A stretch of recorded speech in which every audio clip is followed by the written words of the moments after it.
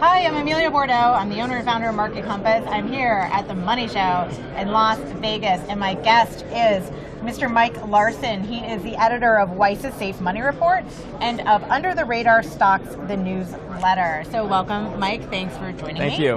And you were here speaking about late in the cycle asset booms. Is that what we're seeing? Yeah, absolutely. I mean, I think this is a situation where, as an investor, you really have to be a lot more defensive than you've been for a long time. We've had this great market environment that started in March 2009, but really in January 18, it started to change. You're seeing the defensive type stocks, utilities, REITs, things like that, start to pull ahead, whereas some of the offensive names, financials, basic materials, and so on, lag. So you throw in some of the economic data, which looks a little weaker, and especially overseas, and it's an environment where you just have to be a lot more cautious. So that's what we're talking about. We're talking about ways to still generate some gains, still get income and dividend yield in a tougher environment overall.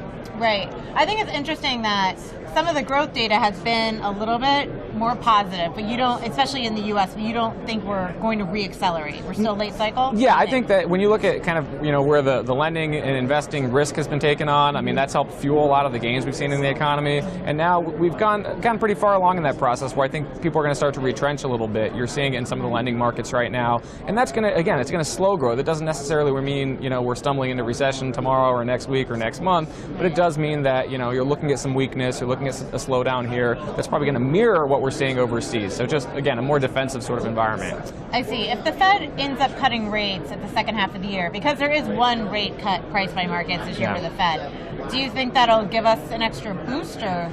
It's hard to see what the Fed can do at this point other than sort of follow the markets and the economy, right? I don't think that they're at the cusp of getting ahead of what's happening. I think that it would take some slower data for them to act. And then you have to wonder, is that going to be, this new sort of ignition factor for risk assets? And I think that probably not. I think it's going to be more of something that maybe cushions the blow, but doesn't, send markets back to all-time highs or anything. Interesting. Cushioning the blow. Okay, we will be right back with Mike.